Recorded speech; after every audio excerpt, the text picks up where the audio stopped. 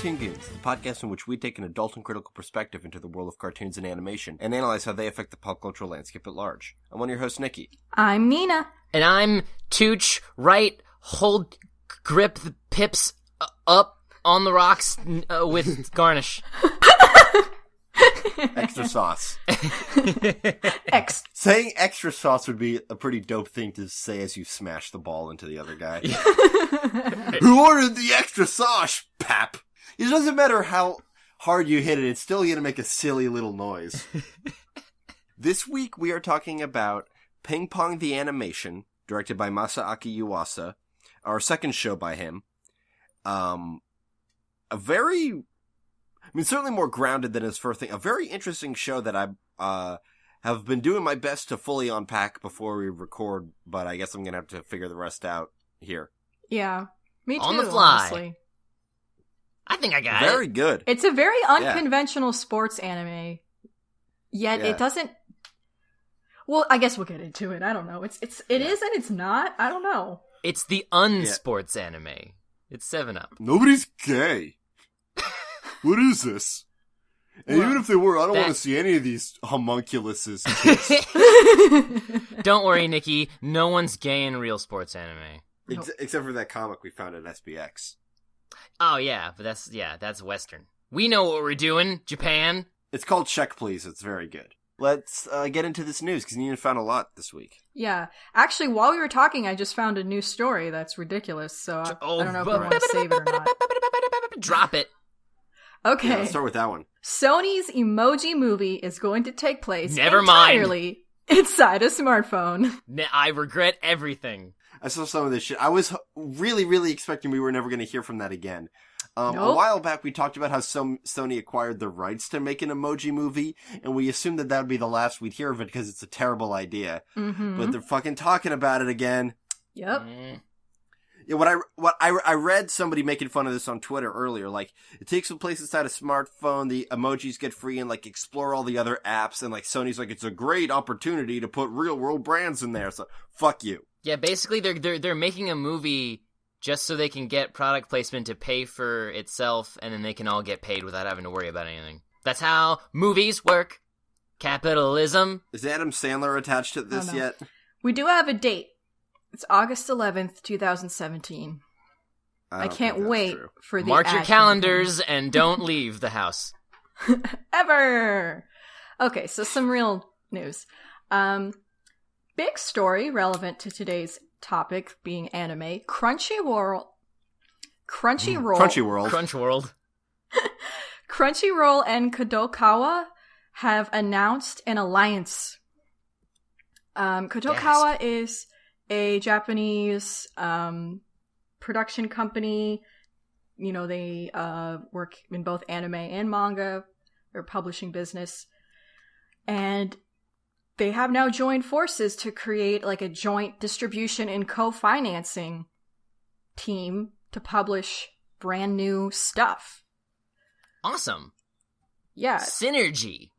Yeah, the industry's changing really quick. People got on that shit. Like, people, I guess, listen to us and were like, oh shit, if we don't make more of an international effort, this industry's gonna die in a field of boobies. Every time I go to the bathroom and come back, another studio shut down. We gotta do something. I can't hold it in for very much longer. So this is awesome. Plus, I gotta play those Japanese pee games. Yeah, I gotta beat Jim's high score.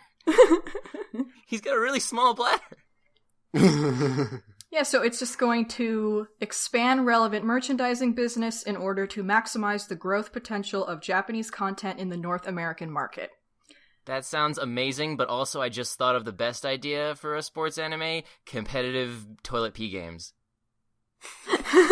With, like, ping pong animation quality. Oh, yeah. Oh my god! And also, like, Dragon Ball, though, because I want to see the dicks, but I want them to be really silly looking. Yeah. I don't want them to be like, oh, check out this fat hog. I want them to be like grown adults, but with silly little boy penises. No googly eyes and hats. So you want them all to be Mr. Elephant from Shin-Chan? Yes. It's actually a crossover Yeah. Johnny's in there. The guy you said is in there. Seth Rogen is barred from entering the building. Kodakawa has a dope logo. Yeah, it's a phoenix. It's like the phoenix from The Phoenix. So is this Tezuka.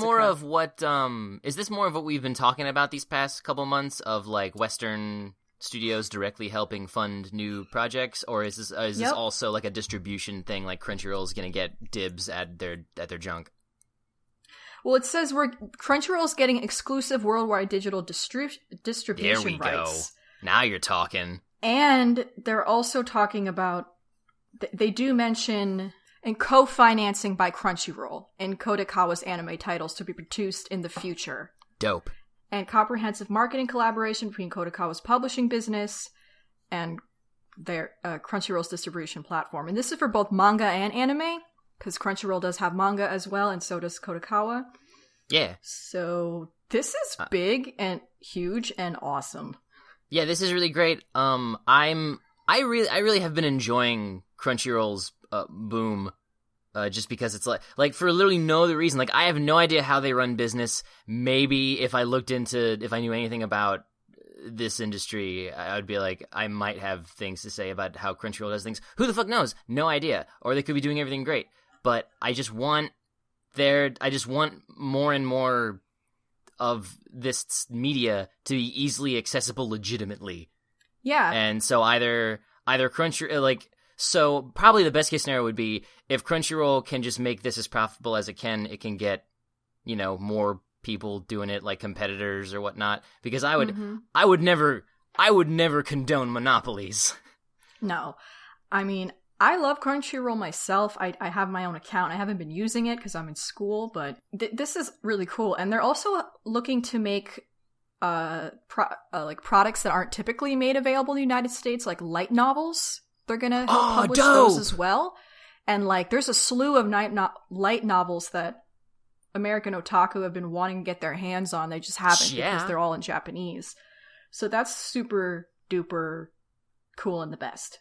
If there's a translation of fucking Bakano, I'll read that. Oh shit! Yep. All of those. There's a lot of those books. Yeah. Yeah. And Crunchyroll's got them. They've got that. They've got fucking live action dramas and shit. I think that might be where they're making a lot of their money, on Korean dramas. Yeah. And they've got tokusatsu, but I think right now it's basically only Ultraman. But they've got a lot of different Ultraman series dating back to the late 70s, all the way back. So I'm sure due to the several failed to mediocre attempts to bring over Kamen Rider stuff, that's probably going to be harder to do. But if they don't do it, I want somebody to bring over Kamen Rider and Super Sentai junk. That's my big pull. Mm-hmm. Okay. Japan's great. Their media is cool sometimes. Japan's great. Best country. Okay. Quickie.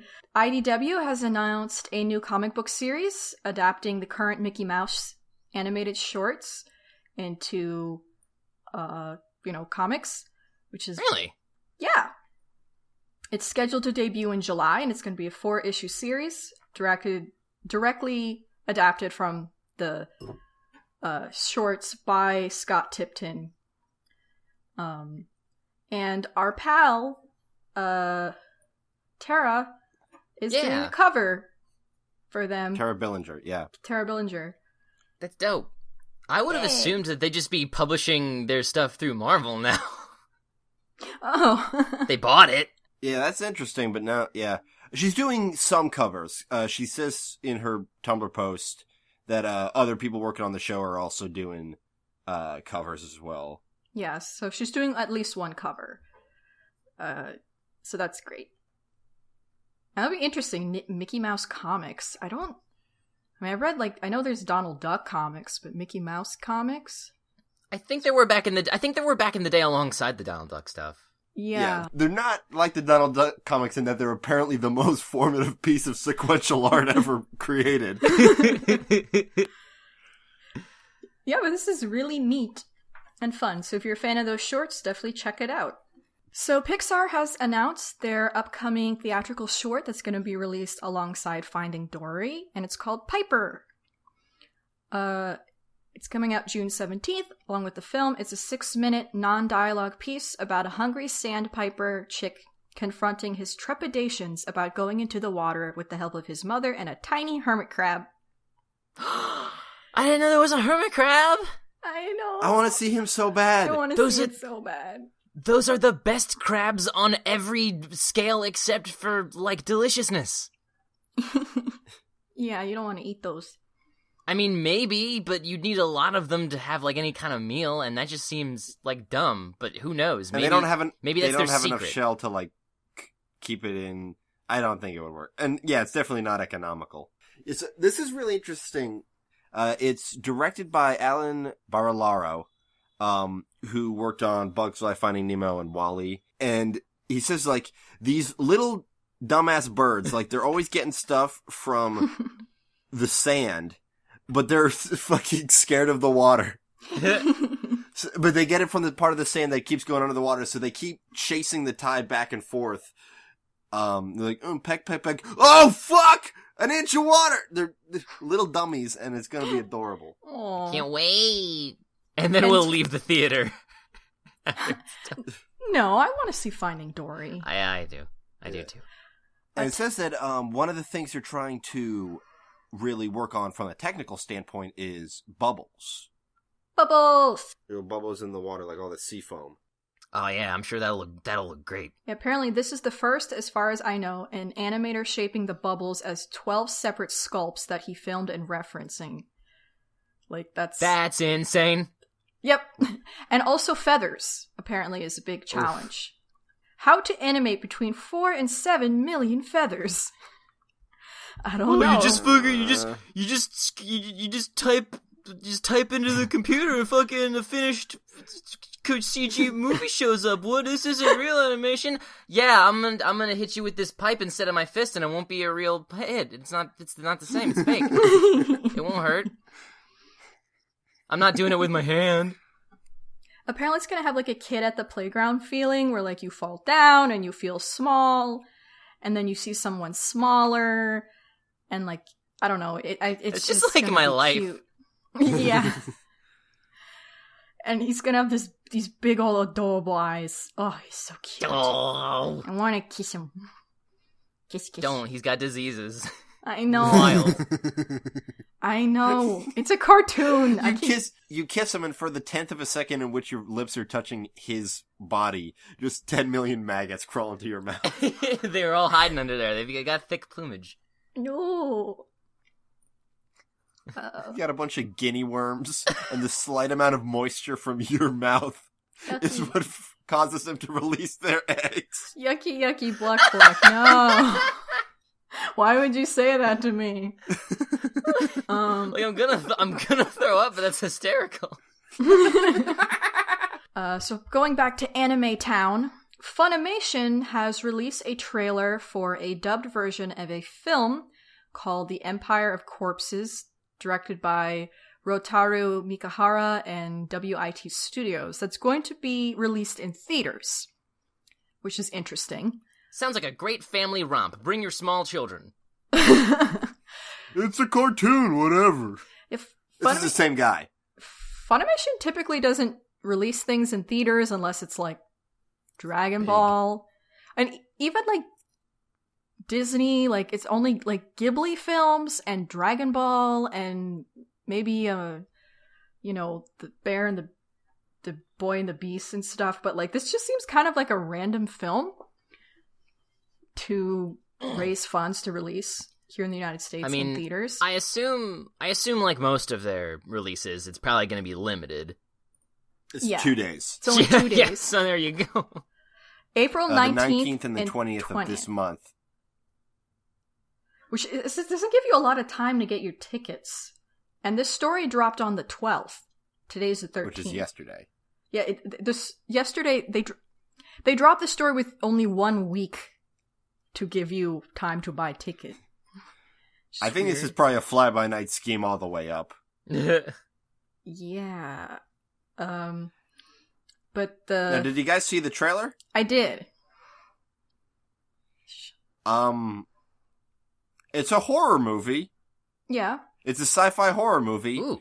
In alternate version 19th century London. I gotta be honest, you already lost me. Yeah. That's true. It's the least interesting setting. But it's a world in which corpse reanimation technology is like a regular thing, so they've got a whole workforce of undead schmuckaroos. And then there's this other guy, John Watson, who's trying to replicate the work of Victor Frankenstein, who's apparently here, trying to reanimate corpses with souls, because Frankie's the only guy who did it. He's trying to... and he's trying to resurrect his boyfriend. Yeah, his extremely androgynous friend. Boyfriend. Yeah, probably they want to kiss. You're bringing me back. Yeah. They're going to go to the Arctic where, like, the book end and began in the frame story that sucks. I like Frankenstein. It's not that bad. The frame story is not necessary, though. There's like 20 pages of some other dickhead talking to his sister about how excited he is to freeze his that butthole shit. off Frank, of that the... shit's... It was the contemporary, it was the back then equivalent of like a found footage film. Yeah, I mean, I've seen adaptations that use the frame story well, but the book itself is like, I can't read this nonsense garbage. There's too much shit that's not important or interesting. It's a slog. I mean, it's obviously a phenomenal idea. Yeah. I'm gonna read it again just to make sure. I was in high school and I read that fine. I highly suggest there's the manga by Kenji Ito more widely, because I've heard of Project Ito before, and I guess it's kind of a big deal. It looks well animated. Yeah, it says it's a studio by Attack on Titan, but with a cinematic budget. So we hopefully won't get the little faults that had, and we just get the good shit. Mm-hmm. Because their good shit is great shit. How about we get a good home video release? Because I'd like to do this for October. This seems like an interesting movie. That'd be spoopy. I want to see baby Frankenstein and his baby and his robot corpse boyfriend go on adventures. So that's that. If any of you see it, let us know. Thomas Edison is a character. Cool. Oh, fuck that guy. Is he the villain? Who knows? Now remember, in Japan, he's not the bad guy. It's Mega Man, remember? Yeah, but that was 30 years ago. Maybe they've learned. I don't know. What do you want to do next? I guess it's just one more. And this is a story we wouldn't normally talk about because it's a series aimed at kids 3 to 7, but I thought I would mention it because we like to promote international animation efforts, and this is a show produced by South African animation company Pixcom, which it's called Jabbas Jungle, and they're selling it to 22 countries throughout Africa. The show's apparently in its second season. Oh, producing its second season. Yeah, producing its second season, and will launch in fall. It's a 2D animated series centered on a young Jabu who lives in a township on the edge of an African jungle. After discovering his granny's magic talking drum, he sets off on new adventures every day. In each episode, Jabu meets a new animal, learns about his surroundings, and faces a particular challenge that must be overcome. So it's Dora. Yeah, it's Dora. It's fitting in the Dora mold, but, with it must be a new spin. It's a Dora-like. Apparently this is part of an innovative township-based job creation and training program, hoping to address its community's 40% unemployment rate. So they brought in professional animators to work alongside talented young artists to give hands-on sort of apprentice-style training as they work and That's earn really money awesome. At the same time. Yeah. The production is a nonprofit, and it was able to create 12 new jobs. Last year, and then another 15 this year. Not a lot, but... Hey! I mean, I can't imagine how many... I honestly don't know, but that's 27 creative jobs in some place that isn't, the United States or Canada or Japan or any of the places that normally does animation. That's cool.